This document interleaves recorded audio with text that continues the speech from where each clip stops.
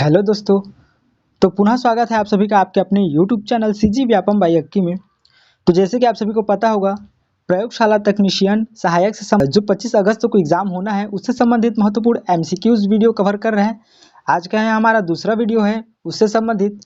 Video में आगे बढ़ने से पहले आप सभी को बताना चाहूँगा, वीडियो अच्छा लगे तो प्लीज़ वीडियो को लाइक करिएगा, चैनल को सब्सक्राइब करिएगा और अधिक से अधिक अपने दोस्तों के साथ शेयर करिएगा, जिससे उनको भी यहाँ वीडियो का लाभ मिल सके। ठीक है, ये आज का हमारा दूसरा वीडियो है।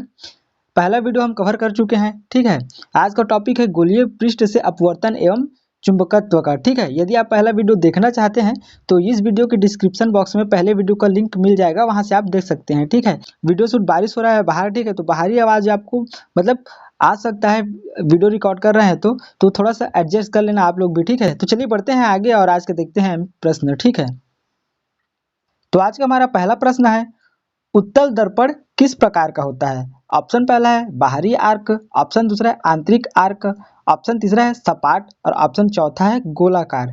ठीक है, तो इसका सही आंसर हो जाएगा आपका ऑप्शन नंबर डी, उत्तल दर्पण किस प्रकार का होता है? तो जी गोलाकार होता है। ठीक है, चलिए अगला प्रश्न देखते हैं। अगला प्रश्न है हमारा, अवतल दर्पण की परिकल्पना किस प्रकार होती है? किसकी? तो अवतल दर्पण की परिकल्पना किसकी प्रकार होती है? ठीक है, किस प्रकार होती है? तो ऑप्शन पहला है विकृत सतह, ऑप्शन दूसरा है सीधी सतह, ऑप्शन तीसरा है सतह के अंदर की ओर झुकी हुई होती है और ऑप्शन चौथा है सतह के बाहर की ओर झुकी हुई होता है। ठीक है ना, तो इसका सही आंसर हो जाएगा आपका ऑप्शन नंबर सी। ठीक है, कौन सा? तो सतह के अंदर झुकी हुई होती है। ठीक है, कौन सा? तो अवतल दर्पण की परिकल्पना। ठीक है, चलिए अगला प्रश्न देखते हैं। अगला प्रश्न है हमारा, उत्तल दर्पण पर किसी वस्तु की छवि कैसी बनती है? ठीक है, किस पर जी? तो उत्तल दर्पण पर। ठीक है ना, उत्तल दर्पण पर किसी वस्तु की छवि कैसी बनती है? ठीक है, ऑप्शन पहला है वर्चुअल और सीधी, ऑप्शन दूसरा है वास्तविक और उल्टी, ऑप्शन तीसरा है हमेशा वर्चुअल में बनी रहती है और ऑप्शन चौथा है हमेशा असली। ठीक है, तो इसका सही आंसर क्या हो जाएगा? तो इसका सही आंसर हो जाएगा आपका ऑप्शन नंबर बी, कौन सा? तो वास्तविक और उल्टी। ठीक है ना, उत्तल दर्पण पर किसी वस्तु की छवि हमेशा वास्तविक और उल्टी बनती है। ठीक है, चलिए अगला प्रश्न देखते हैं। अगला प्रश्न है हमारा, अवतल दर्पण पर वस्तु रखने से किस प्रकार की छवि प्राप्त होती है जब वस्तु दर्पण के फोकल पॉइंट के बाहर होती है? ठीक है ना, यह स्थिति है। ठीक, जब वस्तु दर्पण के फोकल पॉइंट के बाहर होती है। ठीक है ना, तो कैसी बनती है? चलिए देखते हैं। ऑप्शन पहला वर्चुअल और उल्टी, ऑप्शन दूसरा वास्तविक और सीधी, ऑप्शन तीसरा वर्चुअल और सीधी, ऑप्शन चौथा है वास्तविक और उल्टी। ठीक है, तो इसका सही आंसर हो जाएगा आपका ऑप्शन नंबर डी, कौन सा? तो वास्तविक और उल्टी। ठीक है जी, अवतल दर्पण पर वस्तु रखने से, ठीक है ना, किस पर? तो अवतल दर्पण पर वस्तु रखने से, ठीक है, किस प्रकार की छवि प्राप्त होती है? यहाँ स्थिति है, जब वस्तु दर्पण के फोकल पॉइंट के बाहर होती है तो वास्तविक और उल्टी। ठीक है, चलिए अगला प्रश्न देखते हैं। अगला प्रश्न है हमारा, उत्तल दर्पण में फोकल पॉइंट कहाँ होता है? ठीक, किसमें? तो उत्तल दर्पण में फोकल पॉइंट कहाँ होता है? ठीक है, तो चलिए देखते हैं। ऑप्शन पहला है दर्पण के भीतर, ऑप्शन दूसरा है दर्पण की सतह के समांतर, ऑप्शन तीसरा है दर्पण की सतह के अंदर और ऑप्शन चौथा है दर्पण की सतह के बाहर। ठीक है, तो कहाँ होती है? तो इसका सही आंसर हो जाएगा आपका ऑप्शन नंबर डी, किस पर जी? तो दर्पण की सतह के बाहर होती है। ठीक है, चलिए अगला प्रश्न देखते हैं। अगला प्रश्न है हमारा, यदि एक प्रकाश रश्मि का एक गोलीय पृष्ठ पर आती है, ठीक है, क्या? तो यदि एक प्रकाश रश्मि, ठीक है, एक गोलीय पृष्ठ पर आती है तो अपवर्तन का निर्धारण किस सिद्धांत के आधार पर होता है? ठीक है ना, तो किस सिद्धांत पर होता है? चलिए देखते हैं। ऑप्शन पहला है फ्लार्ग का नियम, ऑप्शन दूसरा है हुक्स के नियम, ऑप्शन तीसरा है स्नेल का नियम और ऑप्शन चौथा है न्यूटन का पहला नियम। ठीक है, तो इसका सही आंसर हो जाएगा आपका ऑप्शन नंबर सी, किस नियम के अनुसार? तो स्नेल के नियम के अनुसार होता है। ठीक है, चलिए अगला प्रश्न देखते हैं। अगला प्रश्न है हमारा, एक गोलीय पृष्ठ पर, ठीक है, किस पर? तो एक गोलीय पृष्ठ पर प्रकाश रश्मि जब अपवर्तित होती है तो उसका मार्ग कैसा होता है, ठीक है ना। किसका मार्ग कैसा होता है, तो एक गोलीय पृष्ठ पर, ठीक है ना, प्रकाश रश्मि जब अपवर्तित होता है तो उसका मार्ग कैसा होता है, ठीक है। तो चलिए देखते हैं। ऑप्शन पहला है आपका, ऑप्शन नंबर पहला है रिफ्लेक्टेड होता है, ऑप्शन दूसरा है सपाट, ऑप्शन तीसरा है घुमावदार और ऑप्शन चौथा है सीधा, ठीक है। तो इसका सही आंसर क्या हो जाएगा आपका, ऑप्शन नंबर सी। कौन सा, तो घुमावदार, ठीक है। अगला प्रश्न है हमारा, जब प्रकाश रश्मि एक गोलाकार पृष्ठ पर आती है, किस पर आती है, तो एक गोलाकार पृष्ठ पर आती है, कौन सा, तो एक प्रकाश रश्मि, ठीक है। और दर्पण की लंबाई, ठीक है ना, और दर्पण की फोकल लंबाई f होती है, ठीक है। तो अपवर्तन की दर किस पर निर्भर करती है, ठीक है। तो किस पर निर्भर करती है, चलिए देखते हैं। ऑप्शन पहला है पृष्ठ की सतह की स्थिति पर, ऑप्शन दूसरा है पृष्ठ की वक्रता पर, ऑप्शन तीसरा है प्रकाश की तीव्रता पर और ऑप्शन चौथा है प्रकाश की तरंग दैर्ध्य पर, ठीक है। तो इसका सही आंसर हो जाएगा आपका ऑप्शन नंबर बी। कौन सा, तो पृष्ठ की वक्रता पर, ठीक है। चलिए अगला प्रश्न देखते हैं। अगला प्रश्न है हमारा, अवतल लेंस की संरेखण स्थिति में यदि वस्तु की फोकल पॉइंट के भीतर रखी जाती है तो प्रतिबिंब कैसा होगा, ठीक है ना। क्या, तो अवतल लेंस की संरेखण स्थिति में, ठीक है ना, यदि वस्तु की दर्पण की फोकल पॉइंट भीतर रखी जाती है तो प्रतिबिंब कैसा होगा। तो चलिए देखते हैं कैसा होगा। ऑप्शन पहला है वास्तविक और सीधा, ऑप्शन दूसरा वर्चुअल और सीधा, ऑप्शन तीसरा वर्चुअल और उल्टा और ऑप्शन चौथा है वास्तविक और उल्टा, ठीक है। तो इसका सही आंसर हो जाएगा आपका ऑप्शन नंबर बी। कौन सा, तो वर्चुअल और सीधा, ठीक है। चलिए अगला प्रश्न देखते हैं। अगला प्रश्न है हमारा, एक वस्तु को उत्तल लेंस के फोकल पॉइंट के भीतर रखा गया है तो प्रतिबिंब कैसा होगा, ठीक है ना। किसे, तो एक वस्तु को, ठीक है ना, उत्तल लेंस के फोकल पॉइंट के भीतर रखा गया है तो प्रतिबिंब कैसा होगा। तो चलिए देखते हैं। ऑप्शन पहला है वास्तविक और सीधा, ऑप्शन दूसरा है वर्चुअल और सीधा, ऑप्शन तीसरा है वास्तविक और उल्टा, ऑप्शन चौथा है वर्चुअल और उल्टा, ठीक है। तो इसका सही आंसर हो जाएगा आपका ऑप्शन नंबर बी। कैसा होगा, वर्चुअल और सीधा होगा, ठीक है। अगला प्रश्न है हमारा, जब वस्तु उत्तल लेंस के फोकल पॉइंट के ठीक बाहर रखी जाती है तो प्रतिबिंब की स्थिति क्या होगी, ठीक है। क्या, तो जब वस्तु उत्तल लेंस की फोकल पॉइंट के ठीक बाहर रखी जाती हो, ठीक है, कहाँ रखी जाती है, तो बाहर, तो प्रतिबिंब की स्थिति क्या होगी। तो चलिए देखते हैं। ऑप्शन पहला वस्तु के समांतर होगी, ऑप्शन दूसरा वस्तु के समांतर होगी, ये भी सेम ऑप्शन हो गया, ठीक है। अगला ऑप्शन तीसरा है अनंत होगी और ऑप्शन चौथा है फोकल पॉइंट पर होगी, ठीक है। तो इसका सही आंसर क्या हो जाएगा आपका ऑप्शन नंबर सी, ठीक है। प्रतिबिंब कैसे होगी, तो अनंत होगी, ठीक है। चलिए अगला प्रश्न देखते हैं।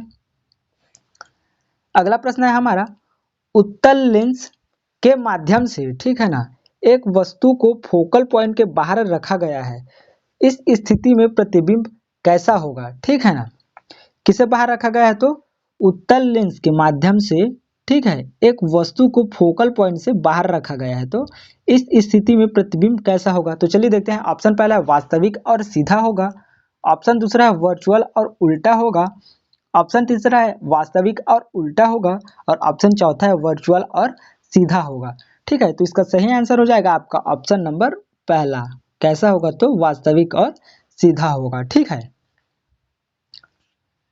अगला प्रश्न है हमारा, एक उत्तल लेंस में, ठीक है ना, जब वस्तु फोकल पॉइंट से दो बार दूर होती है तो प्रतिबिंब की स्थिति कैसी होगी। तो चलिए देखते हैं कैसे होगी। ऑप्शन पहला है दर्पण के सामने होगी, ऑप्शन दूसरा फोकल पॉइंट पर होगी, ऑप्शन तीसरा वस्तु के समांतर होगी और ऑप्शन चौथा है वस्तु के फोकल पॉइंट के पास होगी, ठीक है। तो इसका सही आंसर हो जाएगा आपका ऑप्शन नंबर डी, ठीक है, वस्तु के फोकल पॉइंट के पास होगी, ठीक। अगला प्रश्न है हमारा, लेंस निर्माता के सूत्र में एन का क्या मतलब है, ठीक है ना। किसमें, तो लेंस निर्माता के सूत्र में एन का क्या अर्थ है, ब्रैकेट एन का क्या अर्थ है, ठीक है। तो चलिए देखते हैं। ऑप्शन पहला है लेंस की मोटाई, ऑप्शन दूसरा है लेंस के माध्यम का अपवर्तनांक, ऑप्शन तीसरा है लेंस की वक्रता और ऑप्शन चौथा है लेंस की रंगीनता, ठीक है। तो इसका सही आंसर हो जाएगा आपका ऑप्शन नंबर बी। कौन सा? तो लेंस के माध्यम का अपवर्तनांक। ठीक है। अगला प्रश्न है हमारा, लेंस की निर्माता के अनुसार, ठीक है ना, किसके अनुसार? तो लेंस की निर्माता के अनुसार लेंस की लंबाई, ठीक है सॉरी, लेंस की फोकल लंबाई किस पर निर्भर करती है? ठीक है, तो किस पर निर्भर करती है, चलिए देखते हैं। ऑप्शन पहला है प्रकाश की तरंग दैर्ध्य पर, ऑप्शन दूसरा है लेंस का वजन पर, ऑप्शन तीसरा है लेंस की वक्रता की रेडियंस ब्रैकेट के R1 और ब्रैकेट R2 पर, ठीक है, और ऑप्शन चौथा है लेंस का रंग, ठीक है, इस पर निर्भर करती है। तो चलिए देखते हैं इसका सही आंसर क्या हो जाएगा। तो इसका सही आंसर हो जाएगा आपका ऑप्शन नंबर सी। ठीक है, चलिए अगला प्रश्न देखते हैं।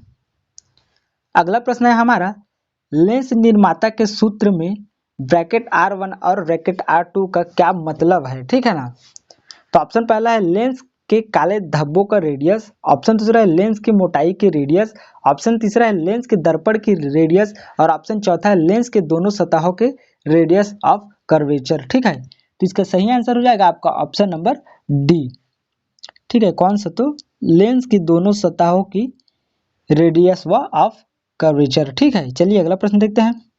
अगला प्रश्न है हमारा, यदि एक वस्तु को एक उत्तल लेंस पर रखा जाता है और उसकी आवर्धन क्षमता ब्रैकेट में m 0.5 है तो इसका क्या मतलब है? ठीक है, तो क्या मतलब है, चलिए देखते हैं। ऑप्शन पहला है छवि वस्तु के आकार की आधी होगी और वास्तविक होगी, ऑप्शन दूसरा है छवि वस्तु के आकार की आधी होगी और वर्चुअल होगी, ऑप्शन तीसरा है छवि वस्तु के समान आकार की होगी और वर्चुअल होगी, ऑप्शन चौथा है छवि वस्तु के आकार की दोगुनी होगी और वर्चुअल होगी। ठीक है, तो इसका सही आंसर हो जाएगा आपका ऑप्शन नंबर पहला। कैसी होगी? तो छवि वस्तु के आकार की आधी होगी और वास्तविक होगी। ठीक है, चलिए अगला प्रश्न देखते हैं। अगला प्रश्न है हमारा, एक लेंस का आवर्धन क्षमता ब्रैकेट m इज इक्वल -2 है तो इसका क्या अर्थ है? ठीक है, तो ऑप्शन पहला है छवि वस्तु की तुलना में बड़ी और उल्टी है, ऑप्शन दूसरा है छवि वस्तु के समान आकार की है और सीधी है, ऑप्शन तीसरा है छवि वस्तु के समान आकार की है और उल्टी है, और ऑप्शन चौथा है छवि वस्तु की तुलना में छोटी है और सीधी है। तो इसका सही आंसर हो जाएगा आपका ऑप्शन नंबर पहला। कैसी है? तो छवि वस्तु की तुलना में बड़ी है और उल्टी है। ठीक है, चलिए अगला प्रश्न देखते हैं। अगला प्रश्न है हमारा, एक प्रकाश रश्मि एक कांच के लेंस में निकलते समय उसकी दिशा किस कारण से बदलती है? ऑप्शन पहला है रंग का अपवर्तन के कारण, ऑप्शन दूसरा है दर्पण की सतह के कारण, ऑप्शन तीसरा है लंबन के कारण, और ऑप्शन चौथा है लेंस की वक्रता के कारण। ठीक है, तो इसका सही आंसर हो जाएगा आपका ऑप्शन नंबर सी। किसके कारण? तो लंबन के कारण। ठीक है, चलिए अगला प्रश्न देखते हैं। अगला प्रश्न है हमारा, लंबन के लिए शेल का नियम का क्या अर्थ है जब प्रकाश एक माध्यम से दूसरे में प्रवेश करता हो? ठीक है, तो चलिए देखते हैं इसका सही आंसर क्या हो जाएगा। ऑप्शन पहला है प्रकाश की दिशा बदलती है, ऑप्शन दूसरा है प्रकाश की ऊर्जा बदलती है, ऑप्शन तीसरा है प्रकाश की तीव्रता बदलती है, और ऑप्शन चौथा है प्रकाश की गति अपवर्तित रहती है। ठीक है, तो इसका सही आंसर हो जाएगा आपका ऑप्शन नंबर पहला। ठीक है, क्या? तो प्रकाश की दिशा बदलती है कब? तो जब लंबन के लिए शेल का नियम, ठीक है, जब प्रकाश एक माध्यम से दूसरे पर प्रवेश करता है तो ठीक प्रकाश की दिशा बदलती है। ठीक है, चलिए अगला प्रश्न देखते हैं। अगला प्रश्न है हमारा, न्यूटन का सूत्र किस स्थिति के लिए लागू होता है? ठीक है, किसका सूत्र? तो न्यूटन का सूत्र। ठीक है, किस स्थिति के लागू होता है? चलिए देखते हैं। ऑप्शन पहला है एक दर्पण के फोकल पॉइंट की गणना के लिए, ऑप्शन दूसरा है एक वस्तु और छवि के बीच अपवर्तन के लिए, ऑप्शन तीसरा है एक उत्तल लेंस से वर्चुअल छवि प्राप्त करने के लिए, और ऑप्शन चौथा है एक वस्तु और छवि के बीच दूरी गणना करने के लिए। ठीक है, तो इसका सही आंसर हो जाएगा आपका ऑप्शन नंबर डी। ठीक है, कौन सा? तो एक वस्तु और छवि के बीच की दूरी की गणना करने के लिए। ठीक है, चलिए अगला प्रश्न देखते हैं। अगला प्रश्न है हमारा, लेंस की क्षमता को कौन सी इकाइयों में मापा जाता है? ठीक है, किसे? तो लेंस की क्षमता को कौन सी इकाइयों में मापा जाता है? तो चलिए देखते हैं। ऑप्शन पहला है मिलीमीटर, ऑप्शन दूसरा है डायोप्टर, ऑप्शन तीसरा है सेंटीमीटर, और ऑप्शन चौथा है मीटर में। ठीक है, तो इसका सही आंसर हो जाएगा आपका ऑप्शन नंबर बी। किस पे? तो डायोप्टर पे। ठीक है, लेंस की क्षमता की इकाइयों को डायोप्टर से मापा जाता है। ठीक, चलिए अगला प्रश्न देखते हैं। अगला प्रश्न है हमारा, लेंसों का अवर्णक संयोजन किस प्रकार कार्य करता है? ठीक है, कौन सा? तो लेंसों का अवर्णक संयोजन। ठीक है, तो ऑप्शन पहला है विद्यार्थियों के लिए परीक्षा तैयार करना। ऑप्शन दूसरा है विभिन्न पाठों का समन्वय स्थापित करना। ऑप्शन तीसरा है अध्यापन सामग्री का विश्लेषण करना। और ऑप्शन चौथा है पाठ्यक्रम को व्यवस्थित करना। ठीक है, तो इसका सही आंसर हो जाएगा आपका ऑप्शन नंबर बी। ठीक है, चलिए अगला प्रश्न देखते हैं। अगला प्रश्न है हमारा, लेंसों के अवर्णक संयोजन का प्रमुख उद्देश्य क्या होता है। ठीक है ना। तो ऑप्शन पहला है अध्यापन विधियों का सुधारना। ऑप्शन दूसरा है पाठों के बीच तार्किक संबंध बनाना। ऑप्शन तीसरा है पाठ्यक्रम में विविधता लाना। और ऑप्शन चौथा है विद्यार्थियों की उपस्थिति को बढ़ाना। ठीक है, तो इसका सही आंसर हो जाएगा आपका ऑप्शन नंबर बी। कौन सा? तो पाठों के बीच तार्किक संबंध बनाना। अगला, चलिए अगला प्रश्न देखते हैं। अगला प्रश्न है हमारा, लेंसों का अवर्णक संयोजन करते समय किस बात का ध्यान रखना चाहिए। ठीक है ना। किस समय? तो लेंसों का अवर्णक संयोजन करते समय, ठीक है, किस बात का ध्यान रखना चाहिए। तो ऑप्शन पहला है शिक्षण सामग्री की लागत पर ध्यान देना चाहिए। ऑप्शन दूसरा है विद्यार्थियों की पसंद पर ध्यान देना चाहिए। ऑप्शन तीसरा है पाठ्यक्रम की विषय वस्तु और उसकी प्रासंगिकता पर ध्यान देना चाहिए। और ऑप्शन चौथा है शिक्षकों की सुविधा पर ध्यान देना चाहिए। ठीक है, तो इसका सही आंसर हो जाएगा आपका ऑप्शन नंबर सी। ठीक है, चलिए अगला प्रश्न देखते हैं। अगला प्रश्न है हमारा, कूलाम के व्युत्क्रम के अनुसार, ठीक है ना, किसके अनुसार? तो कूलाम के व्युत्क्रम वर्ग के नियम के अनुसार दो विद्युत आवेशों के बीच बल का मान होगा। ठीक है, तो क्या होगा, चलिए देखते हैं। ऑप्शन पहला है दूरी के व्युत्क्रम वर्ग के प्रत्यक्ष अनुपाती। ऑप्शन दूसरा है दूरी के प्रत्यक्ष अनुपाती। ऑप्शन तीसरा है दूरी के व्युत्क्रम अनुपाती। और ऑप्शन चौथा है दूरी के वर्ग के प्रत्यक्ष अनुपाती। ठीक है, तो इसका सही आंसर हो जाएगा आपका ऑप्शन नंबर पहला। चलिए अगला प्रश्न देखते हैं। अगला प्रश्न है हमारा, कूलाम के नियम के अनुसार, ठीक है, किसके अनुसार? तो कूलाम के नियम के अनुसार यदि दो समान आवेशों के बीच, ठीक है, दूरी को दोगुना कर दिया जाए तो विद्युत बल क्या हो जाएगा। ठीक है, ऑप्शन पहला है 1/4, ऑप्शन दूसरा है आधा, ऑप्शन तीसरा है 4 गुना और ऑप्शन चौथा है 2 गुना। तो इसका सही आंसर हो जाएगा आपका ऑप्शन नंबर पहला, क्या होगा, 1/4। ठीक है, चलिए अगला प्रश्न देखते हैं। अगला प्रश्न है हमारा, कूलाम के नियम के अनुसार, ठीक है, दो बिंदुओं आवेशों के बीच विद्युत बल की दिशा क्या होती है। ऑप्शन पहला है आवेशों के समकोण में। ऑप्शन दूसरा है आवेशों की रेखाओं के लंबवत। ऑप्शन तीसरा है आवेशों के विपरीत दिशा में। और ऑप्शन चौथा है आवेशों के समान दिशा में। ठीक, तो इसका सही आंसर हो जाएगा आपका ऑप्शन नंबर सी। कौन सा? तो आवेशों के विपरीत दिशा में। ठीक है, चलिए अगला प्रश्न देखते हैं।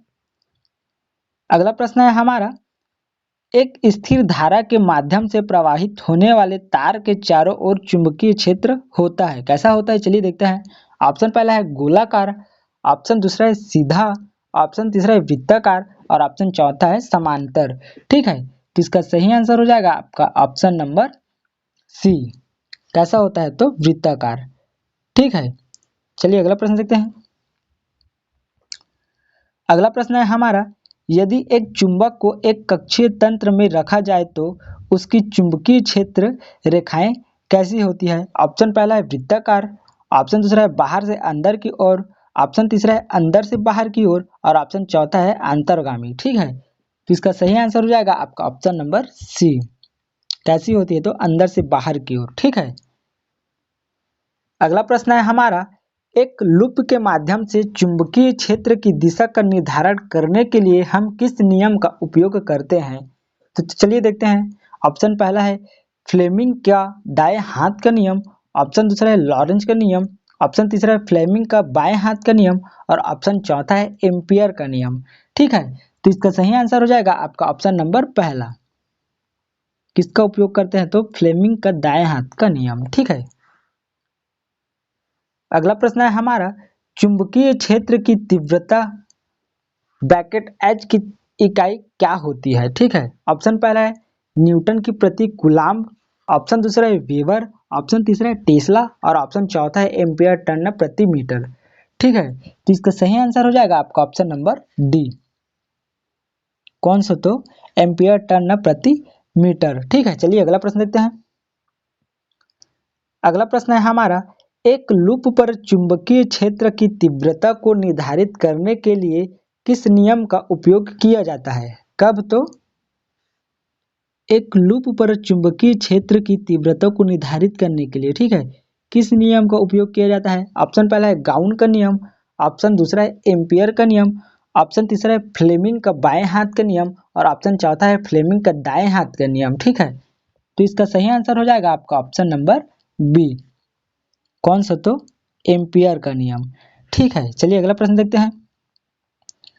अगला प्रश्न है हमारा, यदि एक चुंबकीय क्षेत्र की तीव्रता को, ठीक है ना, किसको? तो यदि एक चुंबकीय क्षेत्र की तीव्रता को दोगुना कर दिया जाए जबकि चुंबकीय प्रवाह घनत्व स्थिर रहता है तो चुंबकीय क्षेत्र की तीव्रता का क्या प्रभाव होगा? ठीक है, ऑप्शन पहला चुंबकीय प्रभाव घनत्व चौगुना हो जाएगा, ऑप्शन दूसरा चुंबकीय प्रभाव घनत्व अपरिवर्तित हो जाएगा, ऑप्शन तीसरा है चुंबकीय प्रवाह घनत्व आधा हो जाएगा और ऑप्शन चौथा है चुंबकीय प्रवाह घनत्व दोगुना हो जाएगा। तो इसका सही आंसर हो जाएगा आपका ऑप्शन नंबर बी। कौन सा? तो चुंबकीय प्रभाव घनत्व अपवर्तित रहेगा। ठीक है, चलिए अगला प्रश्न देखते हैं।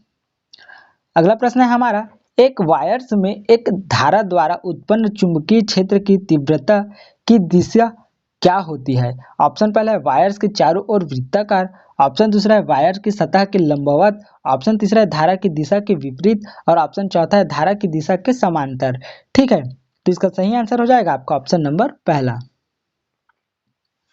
वायर्स के चारों ओर वृत्ताकार। ठीक है, चलिए अगला प्रश्न देखते हैं। अगला प्रश्न है हमारा, एक छोटे चुंबक के समकेंद्र बिंदु पर, ठीक है, किस पर? तो एक छोटे चुंबक के समकेंद्र बिंदु पर चुंबकीय क्षेत्र की तीव्रता की दिशा क्या होती है? ऑप्शन पहला है चुंबक के ध्रुवीय बिंदु से बाहर की ओर, ऑप्शन दूसरा है ध्रुवीय रेखाओं के परिक्रामी, ऑप्शन तीसरा है चुंबक के ध्रुवीय रेखाओं के समान और ऑप्शन चौथा है ध्रुवीय रेखाओं के विपरीत। ठीक है, तो इसका सही आंसर हो जाएगा आपका ऑप्शन नंबर डी। कैसी होती है? तो ध्रुवीय रेखा के विपरीत होती है। ठीक है, चलिए अगला प्रश्न देखते हैं।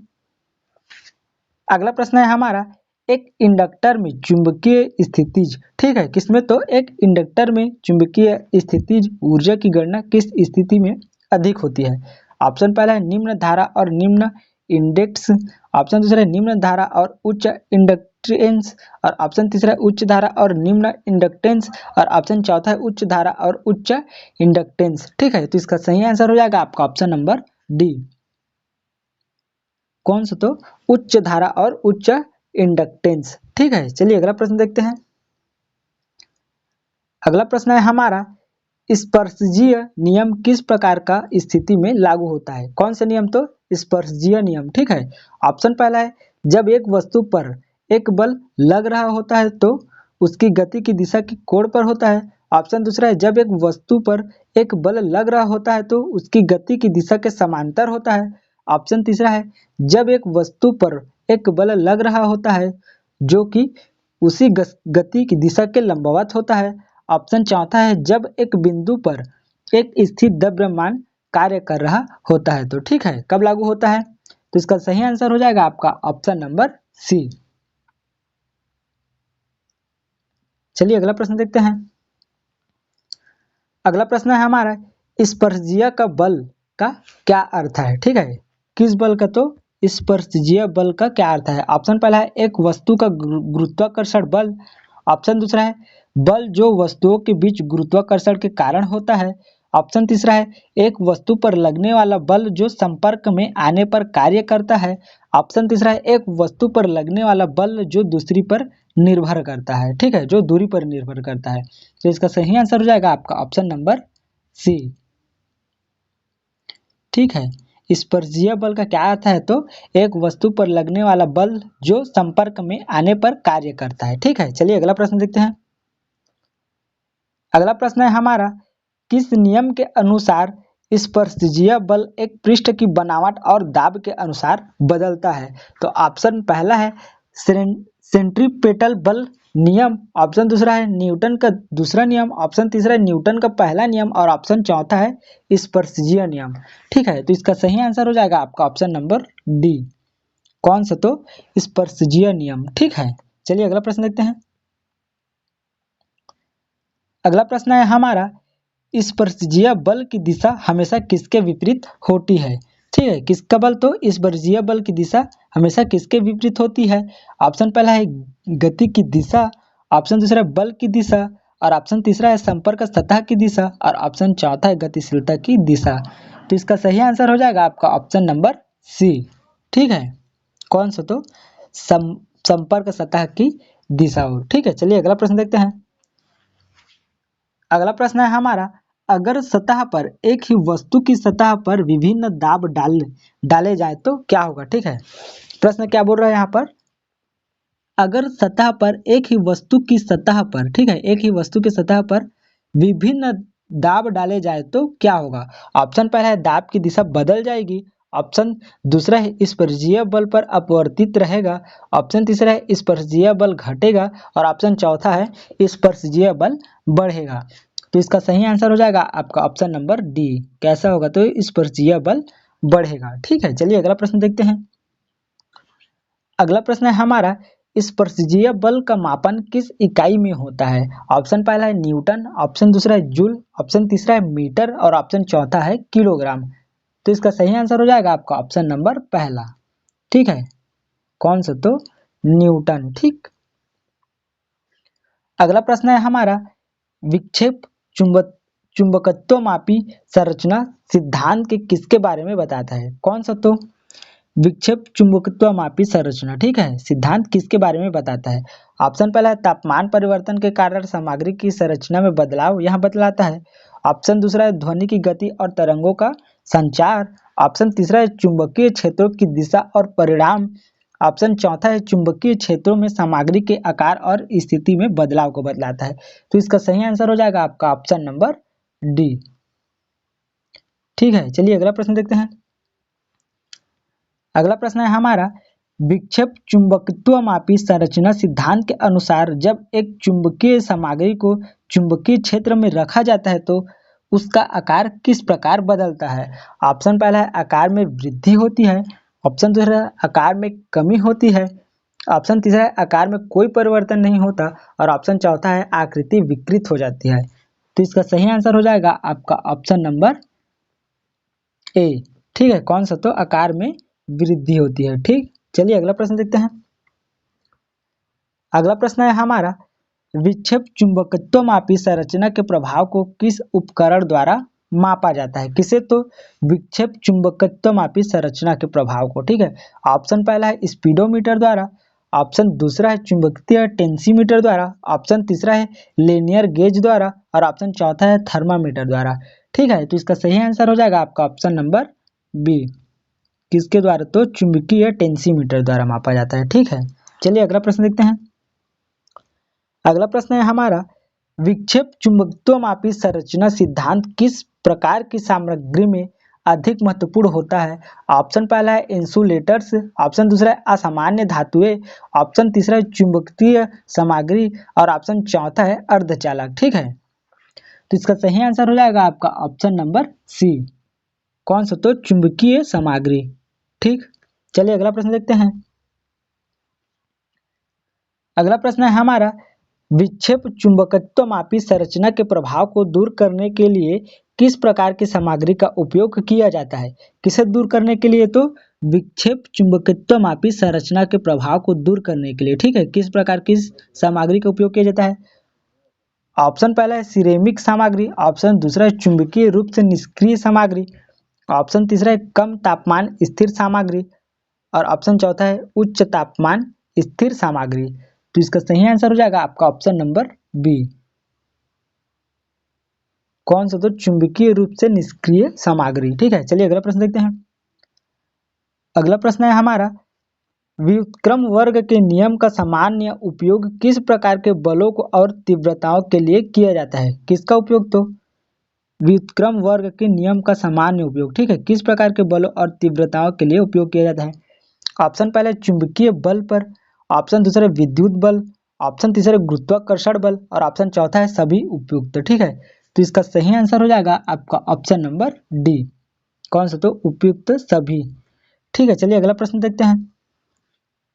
अगला प्रश्न है हमारा, व्युत्क्रम वर्ग के नियम के सत्यापन के लिए प्रयोग में निम्नलिखित में से कौन सा सबसे उपयुक्त उदाहरण है। ठीक है, किसमें? तो व्युत्क्रम वर्ग के नियम के सत्यापन के लिए प्रयोग में, ठीक है, सत्यापन के प्रयोग के लिए निम्नलिखित में से कौन सा सबसे उपयुक्त उपकरण है। ऑप्शन पहला है मल्टीमीटर, ऑप्शन दूसरा है न्यूटन मीटर, ऑप्शन तीसरा है वर्नियर कैलिपर्स और ऑप्शन चौथा है प्रकाश की तीव्रता मापने वाला उपकरण।